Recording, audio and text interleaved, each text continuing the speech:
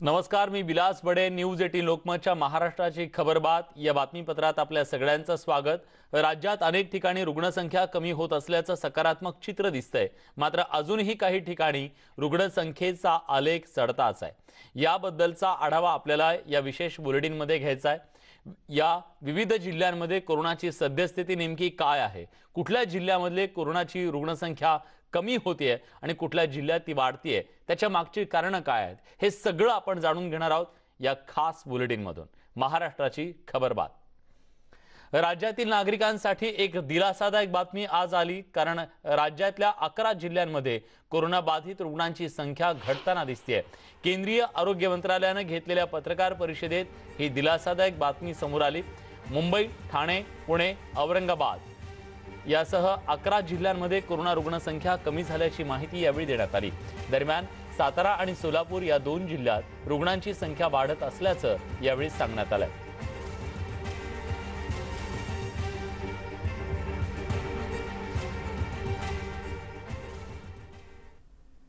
इसी के साथ ही हम देखें कि कई जिलों में हमें एक डिक्लाइन इन केसेस पिछले 14 दिनों में नोट किया है, जिसमें मुख्यतः महाराष्ट्र में, पुणे के अंदर, थाने, मुंबई, लातूर, औरंगाबाद, इसी तरह से ऐसे करीब हमारे 11 जिले हैं जहां पर कि पिछले 14 दिनों में केसेस में एक कमी को नोट किया जा रहा है. सुरुवातीला आपण आपल्या राज्याची राजधानी मुंबईमध्ये कोरोनाची काय परिस्थिती आहे ती जाणून घेऊयात. आपल्या सोबत असणार आहेत आपल्या प्रतिनिधी सुष्मिता भदाणे. सुष्मिता, गेल्या 15 दिवसातली मुंबईतली स्थिती आपण बघतोय की सातत्याने आकडे कमी होत आहेत, पण प्रश्न असाही उपस्थित केला गेला की टेस्टिंग खूप कमी होत आहे.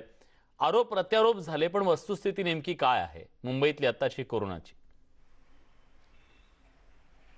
खरं तर आपण बघितलं तर मुंबईमध्ये ब्रेक द चेन या सगळ्या मोहिमेअंतर्गत वेगवेगळ्या पद्धतीचे उपाययोजना करण्यात आल्या. काल जर आपण बघितलं तर साधारण 2500च्या आसपास रुग्णसंख्या होती. तीच रुग्णसंख्या 1 तारखेला साधारणपणे 3000च्याही पार 3800 पेक्षा अधिक होती. तर या मागच्या आठवड्याच्या पूर्ण आपण जर आकडेवारी बघितलं त्याच्यामध्ये हा महत्त्वाचा फरक दिसतोय. जितक्या मोठ्या प्रमाणात रुग्णांची संख्या मुंबईमध्ये कमी होते, तितक्याच मोठ्या प्रमाणात रिकव्हरी रेट सुद्धा आपल्याला वाढलेला दिसतोय. धारावी सारख्या ठिकाणी 3 तारखेला फक्त 18 रुग्ण आढळले होते. त्यामुळे ऑक्सिजनची कमी आपल्याला मुंबईमध्ये त्या मानाने कमी दिसून येते. सोबतच जर आपण बघितलं तर पालिकेकडनं जे कंटेनमेंट झोन्स आहेत, जे इमारती सील करणे आहेत, त्यांचे प्रमाण सुद्धा वाढवण्यात आलेलं आहे. साधारणपेक्षा 700हून अधिक इमारती या सील करण्यात आलेल्या आहेत. त्यामुळे जेव्हा नागरिकांना घराबाहेर पडता येत नाही, त्यामुळे साहजिकच आहे की मुंबईमध्ये रुग्णांची संख्या ही कमी होणार आहे. कोविड सेंटरचं प्रमाण वाढवलेलं आहे, टेस्टिंग सुद्धा वाढवलेली आहे. त्यामुळे एकीकडे जरी असं म्हटलं जात असलं की टेस्टिंग कमी झाली म्हणून रुग्णसंख्या कमी झाली, तर तसं नाहीये. मुंबईकरांनी स्वयंशिस्तीने घरी राहणं पसंत केलं म्हणून कुठेतरी हे यश आहे असं म्हणावं लागेल. सुष्मिता, यात असं सुद्धा आहे रेल्वे सेवा जेव्हा यात असं सुद्धा आहे का, ज्या पद्धतीने रुग्णसंख्या कमी झाली आहे, बेड देता का बेड असं म्हणण्याची वेळ मुंबईत आली होती. आपण ती परिस्थिती बघितली की बेड मिळत नव्हते, ऑक्सिजनचे तर बेड अशक्य होतं मिळणं. पण आता काल दिलेल्या आकडेवारीनुसार मुंबईमध्ये अनेक बेड सुद्धा रिकामे होत आहेत. म्हणजे आकडेवारी रुग्णसंख्या कमी झाल्याचा हा परिणाम निश्चितपणे आता स्पष्टपणे दिसू लागलाय. नक्कीच आपण जर बघितलं तर ऑक्सिजन मिशन ऑक्सिजन हे सुरू करण्यात आलं होतं. मुंबईच्या महापौरांनी सुद्धा याच्यामध्ये अतिशय महत्त्वाची भूमिका बजावलेली होती. कोविड बेड सुद्धा उपलब्ध करून देण्यात आलेले होते. तर मुख्यत्वे जर आपण बघितलं, रुग्णसंख्या ज्या प्रमाणात कमी होते त्या प्रमाणात रिकव्हरी रेट वाढलेला आहे, हा सगळ्यात महत्त्वाचा मुद्दा. आणि दुसरा महत्त्वाचा मुद्दा म्हणजे ऑक्सिजनची जी कमी होती त्याच्यासाठी मग ते ऑक्सिजन एक्सप्रेस आले असेल किंवा कॉन्सन्ट्रेटर्स बसवण्यात आले, काही स्वयंसेवी संस्थांनी उचललेलं महत्त्वाचं पाऊल असेल. या सगळ्यामुळे मुंबईमध्ये जी आरोग्य यंत्रणांची परिस्थिती बिकट झालेली आपल्याला काही एक मागच्या महिन्यापर्यंत पाहायला मिळत होती, ती काही अंशी सावरण्यामध्ये यश आलेलं आहे. आणि त्याचाच परिणाम म्हणजे मुंबईमधले जे पेशंट्स आहेत त्यांची संख्या कमी झालेली आहे. ऑक्सिजनच्या बेड्समध्ये साधारणपणे 30 ते 40% वाढ करण्यात आलेली आहे. क्वारंटाईन सेंटर असतील किंवा हॉस्पिटल्स मध्ये सुद्धा जादा बेड बसवण्यात आलेले आहेत. जम्बो कोविड सेंटर्स खुली करण्यात आलेली आहेत. त्यामुळे या सगळ्याचाच परिणाम झाले झालेला आहे, ज्यामुळे जे कोणी बेड देतं का किंवा ऑक्सिजन मिळेल का, रेमडेसिवीर मिळेल का, या सगळ्या प्रश्नांच्या बाबतीत जो काही संभ्रम आपल्याला पाहायला मिळत होता, जी नागरिकांची रुग्णांची वणवण होत होती नागरिकांची आणि त्यांच्या नातेवाईकांची, ती काही अंशी कमी झालेली पाहायला मिळते. सध्या जर आपण बघितलं तर 1 मे पासून मुंबईमध्ये फार मोठ्या प्रमाणात रुग्णसंख्या ही कमी झालेली आहे. मुख्यत्वे मागच्या महिन्यामध्ये आपण 11,000 हा रेकॉर्ड ब्रेक आकडा मुंबईमध्ये पाहिला होता, तेव्हा अनेकांचे धाबे दणाणले होते. यंत्रणांच्या अक्षरशः कठीण परिस्थिती यंत्रणांमध्ये सुद्धा आपल्याला पाहायला मिळते. त्यामुळे सध्या तरी नागरिकांनी घरी राहणं पसंत केलंय, त्यामुळेच हा एक चांगला परिणाम आपल्याला कोरोना काळामध्ये निश्चितच मुंबईतली ही परिस्थिती काहीशी दिलासादायक म्हणायला हवी अशीच आहे आणि आता आकड्यांमधून सुद्धा ते समोर येत आहे. धन्यवाद तुम्ही दिलेल्या सगळ्या सविस्तर माहितीबद्दल. यानंतर आपल्याला जायचंय ठाण्यामध्ये. अजित मांढरे आपले प्रतिनिधी आता आपल्या सोबत आहेत. अजित, या संपूर्ण दुसऱ्या लाटेच्या काळामध्ये जे रोज आकडे तुम्ही देत होतात, राज्य सरकारकडून येत होते, या आकड्यांमध्ये असं दिसत होतं की मुंबईच्या बरोबरीनं ठाण्यातले सुद्धा आकडे वाढतायत कोरोना पॉझिटिव्ह रुग्णसंख्येचे. प्रचंड ताण सुद्धा या सगळ्या परिस्थितीचा आरोग्य यंत्रणेवर आलेला आपल्याला दिसला होता. अगदी बेडसाठी किती हालापेष्टा सहन कराव्या लागल्या ते सुद्धा आपण बघितलं. गेल्या 15 दिवसातली परिस्थिती आणि आताची परिस्थिती काय बदललंय ठाण्यात नेमकं? विलास, खरं तर आपण सगळ्या या आकडेवारीवर नजर टाकलं तर, कारण आकडेवारी सांगितली की आकडेवारी समोर आली तरच या सगळ्या माहितींना दुजोरा मिळतो असं म्हटलं जातं. नक्कीच याकरता ठाणे महानगरपालिकेने त्यांची पारदर्शकता जी आहे ती कोविड बाबतीत पूर्ण ठेवलेली आहे. जर आपण पाहिलं तर गेल्या 15 दिवसामध्ये जी आकडेवारी जी आहे रुग्णांची ती झपाट्याने कमी झालेली आहे. आणि त्याचबरोबरीनं सगळ्यात महत्त्वाचं म्हणजे ठाणे महानगरपालिकेचं कौतुक जे आहे ते देश पातळीवर देखील करण्यात आलेलं आहे. आणि या ठाणे महानगरपालिकेने विशेष करून 2 सुविधा ज्या आहेत त्या देण्याकडे भर दिला आणि त्याच्याकरता वरिष्ठ अधिकाऱ्यांची व्यक्तिगतरित्या नेमणूक करण्यात आली. सर्वात महत्त्वाचं म्हणजे ऑक्सिजन बेड. आपल्याला माहिती आहे की दुसरी जी आता स्ट्रेंथ आली होती त्यामध्ये म्युटन होता आणि यामुळे ज्या रुग्णांना कोरोना होत होता त्यांना ऑक्सिजन बेडची आवश्यकता त्यांना ऑक्सिजनची बेड जो आहे तो लागतच होता. या परिस्थितीमध्ये ठाण्यामध्ये स्वयंचलित ऑक्सिजन प्लांट उभारणं, त्याच पद्धतीनं कुठल्या हॉस्पिटलमध्ये किती ऑक्सिजन बेड रिकामे आहेत आणि याच्याकरता फक्त 1-2 अधिकारी नाही किंवा फक्त वॉर रूमवरती डिपेंड राहून नाही तर व्यक्तिगत यंत्रणा देखील ठाणे महानगरपालिकेने वरिष्ठ अधिकाऱ्यांना उभी करून दिली होती. तसा स्टाफ अजित, याचबद्दल अधिक बोलण्यासाठी आता आपल्यासोबत ठाणे महानगरपालिकेचे महापौर नरेश म्हस्के आहेत. आपण थेट त्यांच्याकडे जाऊया. नरेशजी, 15 दिवसाच्या पूर्वी आपण जेव्हा याच चॅनलवरती तुम्ही सविस्तरपणे सांगितलं होतं की ठाण्यातली परिस्थिती किती गंभीर बनली आहे, तुम्ही आवाहन सुद्धा केलं होतं ठाणेकरांना की या परिस्थितीमध्ये सगळ्यांनी काळजी घ्या. आजची परिस्थिती ठाण्यातली नेमकी काय आहे? तुम्ही जे काही प्रयत्न केले होते त्याला यश मिळताना दिसतंय का? चेन ब्रेक झालीये का? हो, नक्कीच चेन पूर्णपणे मी म्हणणार नाही की 100% आम्ही त्यात यशस्वी झालोय, परंतु चेन ब्रेक झालेली आहे. आणि जर कालचा जर आकडा जर तुम्ही पाहिला तर 552 पॉझिटिव्ह रुग्ण हे आमच्या ठाण्यात मिळालेले आहेत. फक्त त्याच्या आधीचा जर आकडा तुम्ही पाहिला आदल्या दिवशीचा तर 516. असं जे प्रमाण आहे कमी कमी होत चाललंय. त्याच्या आधीचा आकडा पाहिला तर 516, त्याच्या आधी 756. म्हणजे हा दर आहे जो कोविड पॉझिटिव्हचा हा कमी कमी होत चाललेला आहे. याचा अर्थ जो सर्वोच्च आकडा आहे किंवा पीक आहे तो येऊन गेलाय असं वाटतं तुम्हाला ठाण्यात?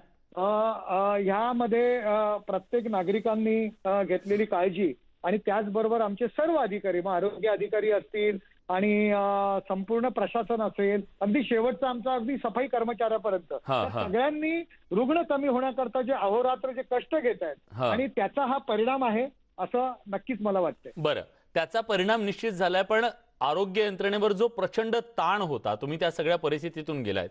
ऑक्सिजन मिळवण्यासाठी शर्थीचे प्रयत्न करणं असेल, सर्वसामान्यांना बेड मिळवण्यासाठीचे प्रयत्न असतील, धडपड असेल, हे सगळं बघितलं. आता आरोग्य यंत्रणेवरचा ताण कमी झालाय, ही रुग्णसंख्या कमी झाल्यानं? मी असं म्हणणार नाही आरोग्य यंत्रणेवरचा ताण कमी झालाय, परंतु थोडं उसंत जशी मिळते तशी त्यांना मिळालेली आहे. कारण जे काही कष्ट जे आहेत ते त्यांचे सुरूच आहेत. डॉक्टर असतील, नर्सेस असतील, वॉररूम असतील, अधिकारी असतील. नाही, त्यांचे त्यांना ज्या कष्ट पद्धतीने आहेत, काम पण करायचं- सर्वसामान्यांना जी धावपळ करावी लागत होती सर्वसामान्यांना धावपळ करावी लागत होती ती कमी झालेली आहे. आणखी तुम्हाला एक सांगतो की हा. त्यावेळी जे पॉझिटिव्ह पेशंट यायचे हम्म. त्याच्याच बरोबर आरटीपीसीआरचा रिझल्ट हा थोडा उशिरा यायचा. बर. पण लोक सिटी स्कॅन करायचे आणि हा. सिटी स्कॅन मध्ये पण जर स्कोर कमी असेल तर आरटीपीसीआर रिझल्ट येण्या अगोदरच जवळजवळ प्रत्येक ठिकाणी त्यांना डॉक्टर संशयित कोरोना पेशंट म्हणूनच संबोधायचे. बर. आणि त्याचा सुद्धा एक ताण मोठा होता त्यावेळी आणि हा. तो आता ताण कुठेतरी कमी झालेला आहे. हा, पण आता जे आकडे दिसत आहेत त्याच्यात केवळ आपल्याला पॉझिटिव्ह रुग्णांची संख्या कमी झाली असं दिसत नाही, तर आपल्याला मोर्टॅलिटी म्हणजे मृत्युमुखी पडणाऱ्यांची संख्या सुद्धा कमी झालेली दिसते. काय कारण आहे? आरोग्य व्यवस्था व्यवस्थित आहे किंवा सगळ्यांना ती सुविधा मिळते, उपचार मिळत आहेत, त्याच्यामुळे हे झालं? सगळ्यांना वेळेवरती उपचार मिळतात मुळात. हा, असं बऱ्याच जणांना जर ऑक्सिजन आणि खूपच कमी झाला हा, तर त्या जो मध्यंतरी जो पेशंट जास्त मिळत होते हा. आणि त्याच्यामुळे बेड उपलब्ध थोडा उशीर व्हायचा आणि त्याच्यामुळे पेशंटवर उपचाराअभावीच बऱ्याच जणांना लेट झाल्यामुळे त्यांचा मृत्यू व्हायचा. परंतु आता ताबडतोब बेड मिळत असल्यामुळे त्याच्यावरती कंट्रोल आलेला आहे. बरं, याचा अर्थ म्हणजे खरं तर हे घाईचं ठरेल. आज 5 तारीख आहे, 15 तारखेपर्यंत हा लॉकडाऊन असणार आहे. 15 तारखेच्या नंतर जर हा आकडा असाच खाली खाली येत गेला तर आपल्याला 15 तारखेच्या नंतर सर्वसामान्यांना लॉकडाऊनच्या मध्ये काही दिलासा मिळू शकतो? ती परिस्थिती येऊ शकते? मला तरी असं वाटतं की मागील वेळी सुद्धा लॉकडाऊन होता. काही लोकांनी थोडे पेशंटची संख्या कमी झाल्यानंतर लॉकडाऊन उघडा आणि त्याकरता अनेक प्रकारचे आंदोलनं, अनेक प्रकारचे विषय केले गेले आणि त्याच्यानंतर सुद्धा पेशंट त्यावेळी सुद्धा कमी झाले होते आणि अचानकपणे नंतर वाढले. असाच प्रकार जर आता 15 तारखेनंतर पुन्हा तुम्ही लॉकडाऊन मध्ये थोडी उसंत दिली, थोडा कमी केला तर कदाचित पुन्हा एकदा नागरिक त्याच प्रमाणात बाहेर येतील आणि पुन्हा रुग्ण वाढले तर आपण करायचं काय? ठीक आहे, म्हणजे आपल्याला तिसऱ्या लाटेसाठी सुद्धा कायम अलर्ट राहावं लागेल. तुम्ही यंत्रणा म्हणून सुद्धा आहात आणि तुम्ही आवाहन सुद्धा करताय सर्वसामान्यांना की आपल्याला आता निष्काळजीपणा अजिबात चालणार नाही आणि त्याचा आपल्याला फटका सुद्धा बसलेला आहे. धन्यवाद नरेशजी, तुम्ही न्यूज 18 लोकमतला ही सविस्तर माहिती दिली. यानंतर आपण जाणार आहोत उपराजधानी नागपूरमध्ये. तुषार कोहळे आपल्यासोबत जोडले गेलेले आहेत. तुषार, महाराष्ट्राच्या संपूर्ण प्रदेशामध्ये कोरोनाचा फैलाव होण्याच्या आधी याचा प्रचंड त्रास किंवा उद्रेक नागपुरात झालेला आपण बघितला. जवळपास गेल्या 1.5 महिन्यापासून हा उद्रेक नागपूर सहन करतंय, यंत्रणा काम करताय, सगळे हे होतंय, पण आकडा कमी झालाय का? आता इतक्या दिवसांच्या लॉकडाऊनच्या नंतर काही फरक पडलाय का? विलास, जर का बघायचं झालं निश्चित जे फायदे होताना दिसत, जर का तुम्ही मागच्या 3 दिवसाचे आकडे बघितले तर हे साधारण 6,000च्या खाली येताना दिसत आहे. जो आकडा 1 आठवड्याआधी 8,000च्या घरामध्ये होता तो आता कुठेतरी 6,000च्या खाली आलेला आहे. आजचा आकडा जर का बघितला तर तो 5,000च्या देखील खाली आलेला आहे. म्हणजे आज जे 4,933 रुग्ण नागपूरमध्ये निघाले, त्यामुळे कुठेतरी लक्षात येतं की नागपूरमध्ये लॉकडाऊनमुळे कुठेतरी रुग्णांचा आकडा खाली येताना दिसत आणि जे रुग्ण बरे होण्याची संख्या आहे ती वाढलेली आहे. म्हणजे रोज साधारण 7,000च्या घरामध्ये रुग्ण बरे होत आहे. याचं जे प्रमुख कारण जे पाहायला मिळतं ते म्हणजे जो लॉकडाऊन आणि कडक निर्बंध आहेत त्याचा परिणाम हा पाहायला मिळत आहे. कारण की मार्केट बंद आहे, गर्दी होत नाही आणि विशेष करून महत्त्वाचा जो विषय आहे की जे टेस्टिंगचं प्रमाण आहे, टेस्टिंगचं प्रमाण देखील वाढलेलं आहे. जर का तुम्ही महाराष्ट्रामध्ये इतर शहराच्या तुलनेने बघाल तर नागपूरमध्ये टेस्टिंगचं प्रमाण हे खूप जास्त आहे. साधारण 24,000 ते 26,000च्या घरामध्ये रोज टेस्टिंग होते. त्यामुळे तो देखील एक प्रमुख कारण आहे की टेस्टिंगचं संख्या जास्त असल्यामुळे त्या कुटुंबामध्ये किंवा त्याच्या कॉन्टॅक्टमध्ये आलेले लोक आहे ते देखील पॉझिटिव्ह असेल तर ते सुपर स्प्रेडर म्हणून काम करत नाही. कारण की त्यांची जरी टेस्ट झाली ते पॉझिटिव्ह आले तर लगेच कळतं. तर हे देखील एक प्रमुख कारण आहे. महत्त्वाची गोष्ट की नागपूर शहरामध्ये एक विशेष कारवाई सुरू आहे ती मध्ये की रस्त्यावर फिरणाऱ्या विनाकारण लोकांना टेस्ट केलं जातं. ते जर का बरोबर, त्या कारवाईचा परिणाम सुद्धा आपल्याला दिसतोय. तुषार, मी येतो तुमच्याकडे, माफ करा थांबवतोय तुम्हाला, कारण आता आपल्या सोबत भंडारा जिल्ह्याचे जिल्हाधिकारी संदीप कदम जोडले गेलेले आहेत.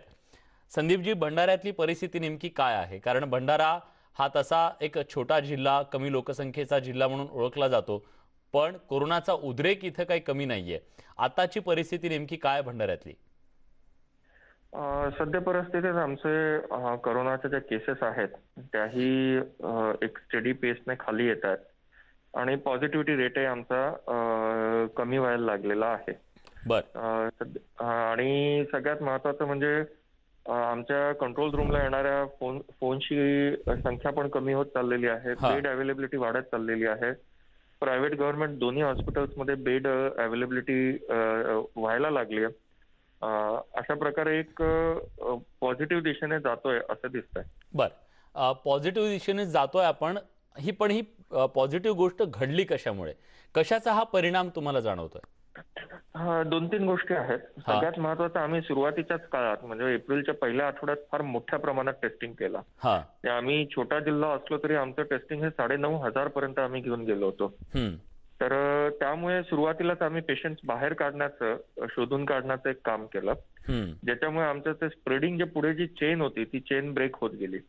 आणि आम्ही नुसते शोधून नाही काढले तर आम्ही मोठ्या प्रमाणात कंटेनमेंट केलं. म्हणजे आमचं आजही तुम्ही बघितलं तर आजही आमचे मायक्रो कंटेनमेंट आणि कंटेनमेंट मिळून जवळजवळ 400-450 कंटेनमेंट झोन्स आहेत. तर आम्ही सापडला म्हणजे असे पेशंट सापडल्यानंतर तातडीने कंटेनमेंट करणं आणि ते कंटेनमेंट प्रभावीपणे राबवणं, म्हणजे टेस्टिंग, ट्रेसिंग आणि त्यानंतर कंटेनमेंट या गोष्टींवर आम्ही जास्त भर दिला. त्याच्यामुळे मला वाटतं, आणि त्याच सोबतच आपलं हे जे ब्रेक द चेन आलं सरकारचे कडून, जे निर्देश आलेत त्या निर्देशांचाही आम्हाला भरपूर फायदा झाला. कारण की आम्ही हे निर्देशांचे तंतोतंत पालन करण्यासाठी अधिकाधिक प्रयत्न पोलीस आणि प्रशासनाच्या माध्यमातून केलेले आहेत. संदीप सर, एक प्रश्न तुम्हाला मुद्दामहून विचारायचा आहे, कारण आता काल ICMRच्या सगळ्या गाईडलाईननुसार सुद्धा काही गोष्टी समोर आल्या.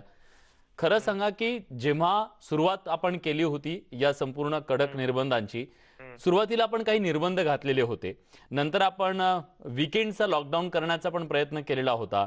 त्या सगळ्यातून यश येताना दिसत नाही म्हटल्यानंतर आणखीन कडक करत गेलो आपण त्या सगळ्या गोष्टी. नेमका परिणामकारक काय ठरलं?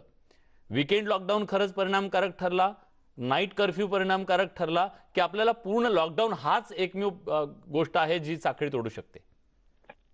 नाही, असं कसं आहे की प्रत्येक स्टेज वाईज प्रत्येकाचे आपले आपले म्हणजे काय म्हणतात महत्व आहे. कुठल्या स्टेजला आपण काय करतो, ठीक आहे ना. तर त्या स्टेजला त्या गोष्टी करत जाणं गरजेचं असतं. आणि नक्कीच ब्रेक द चेन हा जो मुद्दा आपल्या समोर आहे, त्या ब्रेक द चेनने खरोखर त्या मिशन ब्रेक द चेन असं जे आपण म्हणतो, त्या मिशनने खरोखर ब्रेक द चेन झाली आहे असं कुठेतरी दिसतंय आपल्याला. बरं, सगळ्यात महत्वाची गोष्ट जाणवली या संपूर्ण दुसऱ्या लाटेमध्ये, ते म्हणजे आरोग्य यंत्रणेवर प्रचंड ताण आलेला होता. ऑक्सिजनची कमतरता होती, तुटवडा जाणवला, आणि रेमडेसिवीरचा तुटवडा जाणवला. आताची परिस्थिती काय? सर्वसामान्य पेशंटना आवश्यक त्या सगळ्या गोष्टी मिळतायत? बेड वगैरे भंडाऱ्यात? बेडची अवेलेबिलिटी झालेली आहे. आता प्रायव्हेट आणि गव्हर्नमेंट दोन्हीकडे बेड अवेलेबल आहेत, इझिली अवेलेबल आहेत. वेकंट बेड्स पण मिळत आहेत. रोज काही ना काही बेड्स वेकंट राहतात.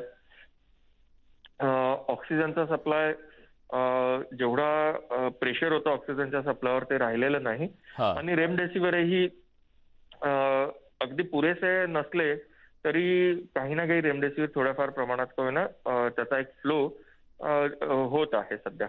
सर, आणखीन एक महत्वाची गोष्ट ती म्हणजे लसीकरणाच्या बद्दलची. जिल्ह्यात आतापर्यंत किती टक्के लसीकरण झालेलं आहे? आमच्याकडे साधारणतः 2 लाखाच्या वरती लसीकरण झालेलं आहे. 12 लाख पॉप्युलेशन पैकी 1/6 पॉप्युलेशन, म्हणजे आमचं जे टार्गेट पॉप्युलेशन होतं, टार्गेट पॉप्युलेशनच्या याच्यामध्ये आम्ही साधारणतः 45च्या वरतीची जी पॉप्युलेशन होती त्याच्यात साधारणतः 35% आमचं झालेलं आहे. बरं, जे महाराष्ट्रात आम्ही एक टॉपमोस्ट डिस्ट्रिक्ट मध्ये एक येतो. लोकसंख्या कमी असल्याचा फायदा झाला तुम्हाला? नाही, पर्सेंटेज मध्ये आम्ही वरती येतो. त्यामुळे कमी लोकसंख्या असली तरी आम्ही अधिक प्रमाणात करण्याचा नक्कीच प्रयत्न केला आहे. आणि आता जे 18च्या वरती जे लसीकरण आहे त्याचाही अधिकाधिक प्रयत्न चालू आहे. नक्की सर, धन्यवाद. तुम्ही न्यूज 18 लोकमतला अगदी सविस्तरपणे भंडारा जिल्ह्यासारख्या जिल्ह्याची ही सगळी माहिती दिली त्याबद्दल.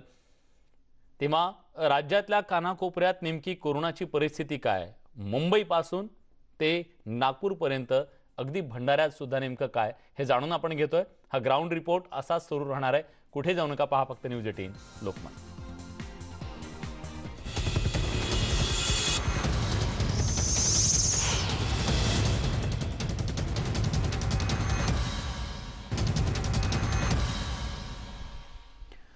ब्रेक नंतर तुमचं पुन्हा एकदा स्वागत।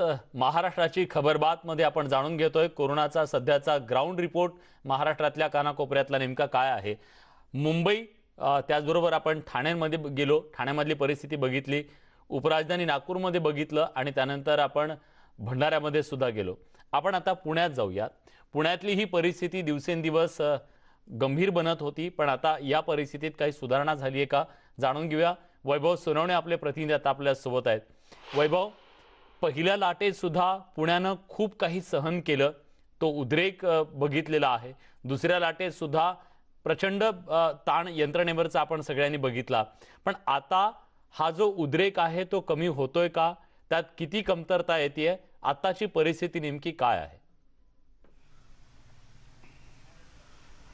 विलास, पहिल्या लाटेपेक्षा दुसऱ्या लाटेने पुण्यामध्ये जो उद्रेक दाखवला किंवा जो हाहाकार माजवलेला होता तो अत्यंत सहन होण्याच्या पलीकडचा होता।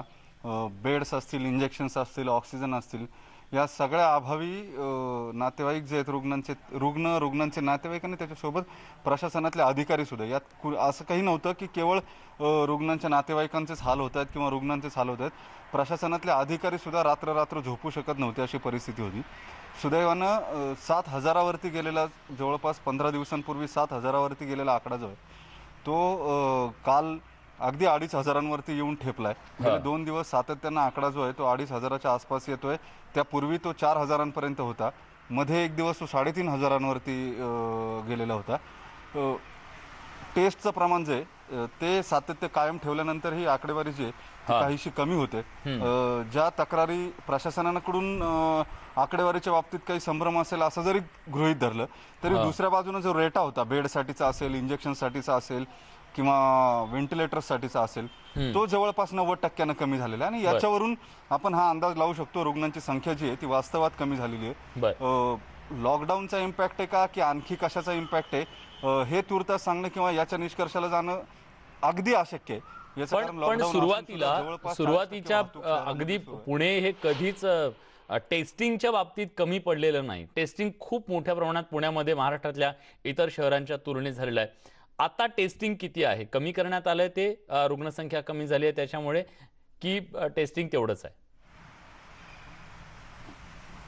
टेस्टिंग तेवढंच आहे विलास। रोज साधारण 20,000च्या आसपास, 20,000 ते 25,000च्या आसपास टेस्टिंग होत होतं। आणि सगळ्यात महत्त्वाचं म्हणजे यातला जवळपास 50% वाटा जो आहे तो खासगी लॅबचा होता। त्याच्यामुळे सरकारी आकड्यांवरती नियंत्रण आणायचा प्रयत्न जरी केला गेला असला तरी खासगी लॅबमधले आकडे काही लपू शकत नव्हते। आणि त्या तुलनेमध्ये पेशंट जे आहेत ते पेशंट रेकॉर्डवरती येत होते बेडसाठी, कारण यावेळेस जे रुग्ण पॉझिटिव्ह येतील त्यांनी सातत्यानं आग्रह धरला बेड मिळवण्यासाठीचा। आणि त्याच्यामुळे या ना त्या मार्गाने हे सगळे रुग्ण जे आहेत ते रेकॉर्डवर येत होते।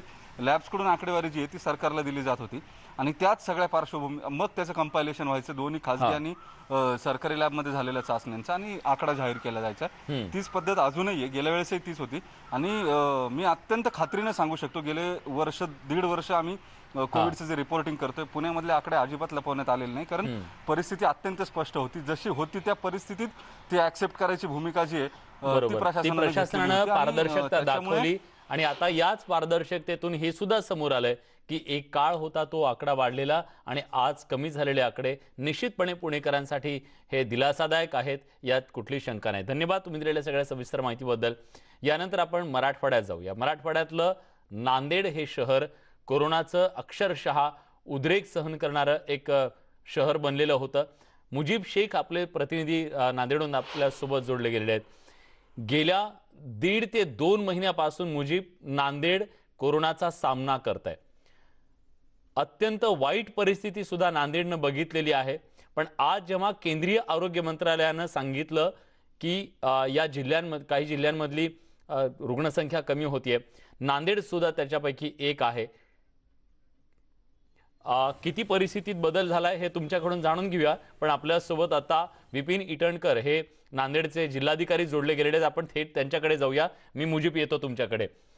विपिन सर, स्वागत आहे तुमचं न्यूज 18 लोकमत मध्ये। Thank you, good evening. 15 दिवसापूर्वी, 1 महिन्यापूर्वी काय परिस्थिती होती आणि आता काय परिस्थिती आहे? थोडासा सुटकेचा निश्वास तुम्ही टाकलाय का?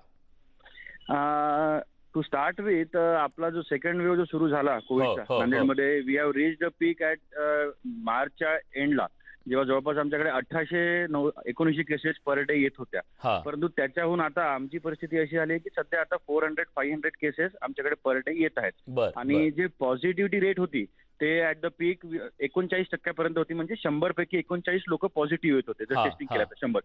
परंतु आता ते जवळपास आमची 16 ते 19% आलेली आहे. हा हा, कंडिशन आधीपेक्षा बरी आहे की खूप बरी आहे, म्हणजे सध्या आमच्याकडे ऑक्सिजन मुबलक आहे. रेमडेसिवीरचा थोडा तुटवडा होता पण तोही आता कंट्रोलमध्ये आलेला आहे. परंतु still we have not let our guards down. म्हणजे आपण जे बघितलं सेकंड वेव्हने आम्हाला कुठंच जागा नाही दिली, म्हणजे तयारीसाठी तेवढी हो हो हो फर्स्ट वेव्ह पेक्षा अचानक आली आणि फटकन केसेस वाढले. त्यामुळे वी हॅव स्टार्ट नाही. आणि आपण ऐकलं असेल की आता our government of Maharashtra started preparation for the third wave. हा, आम्ही त्याची पण तयारी सुद्धा करत आहोत की जेणेकरून सप्टेंबरमध्ये जर थर्ड वेव्ह आली तर बेडची आणि ऑक्सिजनची आणि इतर औषधांची कमतरता भासणार नाही.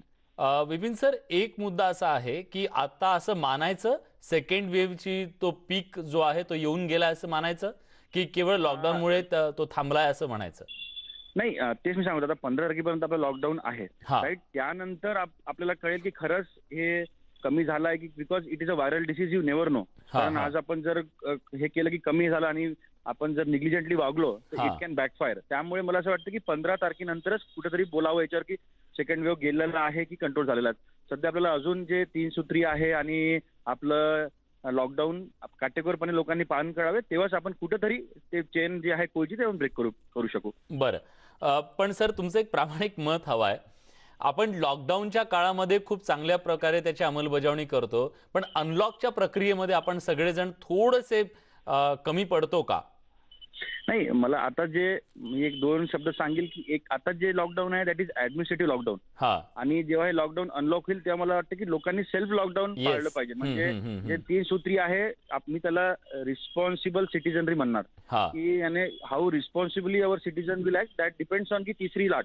त्याच्यामध्ये 2 गोष्टी आहे की एक तर आपला बिहेवियर 3 सूत्री पालन करणे आणि दुसरं वॅक्सिनेशन लवकरात लवकर घेऊन आपल्याला प्रोटेक्ट करणे. हे 2 जर बाबी नागरिकांनी केलं तर मला निश्चितच असं वाटतं की आणि जे डिस्कशन आता माझे डॉक्टर असल्यामुळे माझ्या डॉक्टर ग्रुपमध्ये डिस्कशन होते, त्या 2 गोष्टी जर झाल्या तर निश्चितच आपण थर्ड वेव्हला पण कंट्रोल करू शकू आणि जेवढी ह्यावेळेस पीक आला तेवढा त्रास आपल्याला होणार नाही.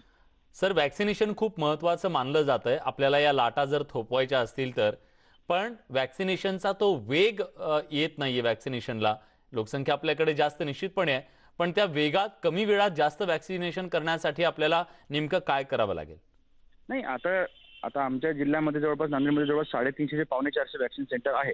जसं जसं आम्हाला वॅक्सिन मिळेल आम्ही सध्या आमची प्रायोरिटी आहे की ज्यांनी फर्स्ट डोस घेतला आहे त्यांना सेकंड डोस कंप्लीट करायचा. आणि ऍट द सेम टाइम आम्ही काही सेंटर्स 18+ नागरिक त्यांना आपण 5 ते 6 सेंटर त्यांच्यासाठी रिझर्व्ह ठेवलेले आहे. आणि जे वॅक्सिन येतात त्याचा प्राधान्याने आपण पहिले सेकंड डोस आणि त्यानंतर 18+ आपण देण्याचं प्रायोरिटी ठरवलेली आहे. नक्कीच सर, तुमच्या या लढाईला यश मिळो हीच अपेक्षा. धन्यवाद. न्यूज 18 लोकमतशी तुम्ही सविस्तरपणे बोललात त्याबद्दल. आणि यानंतरची बातमी आहे ती म्हणजे राज्याचे मुख्यमंत्री उद्धव ठाकरे हे रात्री 8:30 वाजता जनतेशी संवाद साधणार आहेत. एका बाजूला कोरोनाचं संकट आणि दुसऱ्या बाजूला आज मराठा आरक्षणाचा जो कायदा आहे तो सुप्रीम कोर्टाने रद्द केला. त्यामुळे कोट्यवधी मराठा बांधवांच्या मनात प्रचंड अस्वस्थता आहे. या सगळ्याबद्दल मुख्यमंत्री नेमकं काय बोलणार हे पाहणं महत्त्वाचं असेल. सागर कुलकर्णी आपले प्रतिनिधी आता आपल्या सोबत आहेत. सागर, मुख्यमंत्र्यांचा हा जो संवाद असेल त्याचा अजेंडा नेमका काय आहे? विलास, जी आता मुख्यमंत्री कार्यालयातून माहिती उपलब्ध होती त्यानुसार आज सुप्रीम कोर्टाने मराठा आरक्षणाच्या संदर्भात घेतलेली भूमिका यावरून राज्याचे मुख्यमंत्री संध्याकाळी 8:30 वाजता फेसबुकच्या माध्यमातून स्वतःचं मत व्यक्त करणार आहेत. विशेष म्हणजे आज दिवसभर जर पाहिलं तर महाविकास आघाडीकडून नवाब मलिक, अशोक चव्हाण हे वेगवेगळे मंत्री सरकारची बाजू मांडत होते, पण राज्याचे मुख्यमंत्री समोर काय येत नाहीत, भूमिका का मांडत नाहीत असा प्रश्न उपस्थित केला जात होता.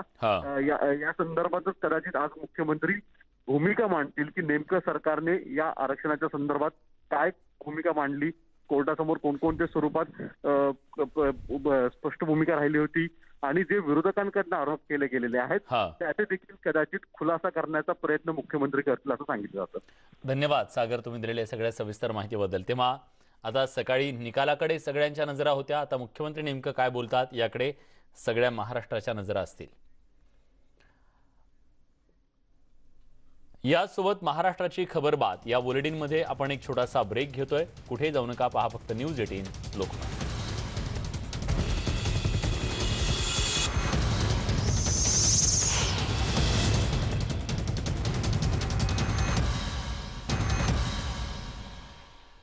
ब्रेक नंतर तुमचं पुन्हा एकदा स्वागत। तुम्ही पाहताय महाराष्ट्राची खबरबात जाणून घेतोय आपण कोरोनाची ग्राउंड रिपोर्टच्या माध्यमातून।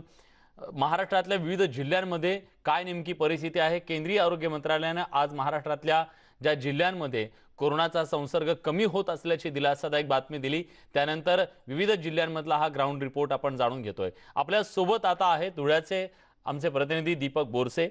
दीपक, धुळ्यातल्या अशा अनेक हॉस्पिटलमधले व्हिडिओ आपण सगळ्यांनी बघितले, जिथं सर्वसामान्य नागरिकांना, रुग्णांना उपचार मिळवण्यासाठी मोठी कसरत करावी लागत होती। ही परिस्थिती आता किती बदललेली आहे, आज नेमकं काय चित्र आहे?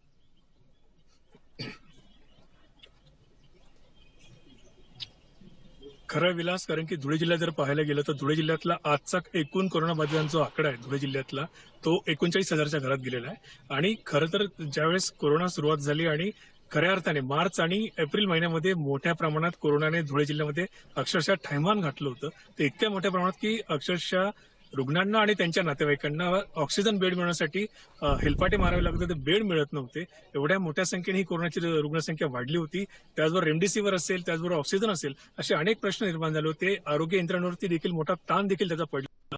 मात्र असं असताना धुळ्याचे जे जिल्हाधिकारी आहेत संजय यादव असतील, त्याचबरोबर तिथली आरोग्य यंत्रणा असेल, जिल्हा प्रशासन असेल, पोलीस असतील, या सगळ्यांनीच मिळून या संपूर्ण कोरोनाच्या लढाईमध्ये अक्षरशः झोकून दिला आणि एक नियोजनबद्ध असा कार्यक्रम आखला होता, ब्रेक द चेन, जो आता नव्यानं उपक्रम राबवण्यात आला संपूर्ण राज्यभरात। आणि याच ब्रेक द चेन मोहिमेच्या अंतर्गत धुळे जिल्ह्यामध्ये अधिकचे जे बेड्स आहेत ते वाढवण्यात आले। जिल्हाधिकारी संजय यादव यांनी धुळे शहरासह जिल्ह्यातल्या इतर सर्व 4 तालुक्यांमध्ये बेडची संख्या वाढवली, ऑक्सिजनचा मुबलक पुरवठा देखील या ठिकाणी वाढवला होता। सद्यस्थितीमध्ये जर पाहायला गेलं तर गेल्या 8 ते 10 दिवसांमध्ये धुळे जिल्ह्यातली जी कोरोनाची एकूण आकडेवारी ती 500च्या आत आली, कारण की सुरुवातीला दररोज 500हून अधिक रुग्ण जे आहेत ते कोरोनाचे आढळून येत होते। मोठ्या संख्येने मृत्यूचे दर देखील वाढला होता। मात्र सद्यस्थितीमध्ये धुळे जिल्ह्यातल्या कोरोना वाढीचा जो दर आहे तो कमी झालेला आहे आणि त्याचबरोबर कोरोना रुग्ण जे बरे होत आहेत त्याचा दर 89%हून अधिक वाढलेला आहे। निश्चितच धुळेकरांसाठी एक दिलासादायक बाब असणार आहे आणि सगळ्या यंत्रणांनी केलेलं काम, सर्वसामान्यांनी दिलेली साथ, याचा हा परिणाम निश्चितपणे म्हणता येईल। धन्यवाद तुम्ही दिलेल्या सगळ्या सविस्तर माहितीबद्दल। लातूरला जाऊया। मराठवाड्यातलं लातूर हे गेल्या काही दिवसांमध्ये कोरोनाचं हॉटस्पॉट बनलेलं होतं आणि या हॉटस्पॉटची परिस्थिती दिवसागणिक गंभीर बनताना आपण बघितलेली होती। पण जेव्हा केंद्रीय आरोग्य मंत्रालयाने आता ज्या जिल्ह्यांचा समावेश केलेला आहे, ज्या जिल्ह्यांबद्दल माहिती दिली की या जिल्ह्यांमधला कोरोनाचा उद्रेक कमी होतोय, त्यापैकी एक आहे मराठवाड्यातला लातूर जिल्हा। नितीन बनसोडे याबद्दलची अधिक माहिती देण्यासाठी आपल्यासोबत जोडले गेलेत। नितीन, लातूरातला कोरोनाचा संसर्ग हा आता कमी झाला हे केंद्रीय आरोग्य मंत्रालयाने सांगितलंय, पण शहरी भागातला कोरोनाचा संसर्ग आणि ग्रामीण भागातला कोरोनाचा संसर्ग अशा 2 बाबी निश्चितपणे जाणवत आहेत। आता काय परिस्थिती आहे? ग्रामीण भागात सुद्धा कोरोना पसरल्याचं कळतंय, तो नियंत्रणात आलाय का? कारण शहरी भागातले आकडे तरी कमी झालेत। नक्कीच विलास, आपण पाहतो गेल्या महिन्याभरात जर ही आकडेवारी कोरोना रुग्णांची पाहिली असती तर खूप मोठी आकडेवारी या ठिकाणी पाहायला मिळत होती। दर दिवसाला 2,000च्या जवळपास कोरोना रुग्ण आढळून येत होते आणि आतापर्यंत जर मृतांची संख्या जर पाहायला गेली तर 1400 लोकांचे मृत्यू देखील या ठिकाणी झालेले आहे। त्यामुळं दररोज जी रुग्णांची वाढ होत होती ती भरमसाठ वाढ होत होती। मात्र गेल्या 5 ते 6 दिवसांमध्ये रुग्णांच्या संख्येमध्ये कमतरता आली आहे, घट झालेली आहे। जी 2000च्या आसपास रुग्णांची वाढ होत होती ती आता रुग्णांची संख्या हजारावर येऊन पोहोचलेली आहे। कालचे जर रुग्ण पाहायला गेले तर 1000 रुग्ण फक्त काल सापडलेले आहेत। याचा अर्थ की गेल्या 6 दिवसापासून कोरोना रुग्णांची संख्या जी आहे ती कमी झालेली आहे आणि याचं जर प्रशासनाला सगळं या ठिकाणचं श्रेय जातं, कारण प्रशासनानं सगळ्यात महत्वाची कामगिरी या सगळ्यामध्ये बजावलेली आहे। प्रशासनानं सगळ्यात पहिल्यांदा टेस्ट वाढवल्या। या ठिकाणी 2 ते 2.5 हजार टेस्ट व्हायच्या, त्या 5 ते 6 हजारापर्यंत टेस्ट घेऊन गेल्यामुळे बरोबर। आणि या सगळ्याचा परिणाम म्हणूनच आता 2000वर गेलेलं रुग्णसंख्या एका दिवसाला ती आता 1000पर्यंत आलेली आहे। धन्यवाद नितीन, तुम्ही दिलेल्या सगळ्या सविस्तर माहितीबद्दल। यासोबत महाराष्ट्राची खबरबातमध्ये एक छोटासा ब्रेक आणखीन घेतोय, पण ब्रेकवर जाण्यापूर्वी एक महत्त्वाची आठवण। कोरोनाचं संकट काहीसं कमी होतंय ही दिलासादायक बाब निश्चितपणे आहे, पण या लाटेनंतर दुसरी लाट सुद्धा येणार आहे। ती लाट आपल्याला थोपवायची असेल तर गरज आहे त्या त्रिसूत्रीची।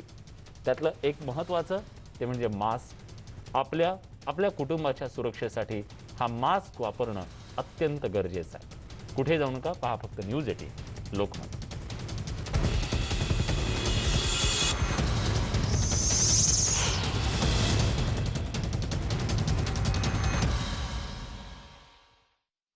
औषधांवर बचत शक्यच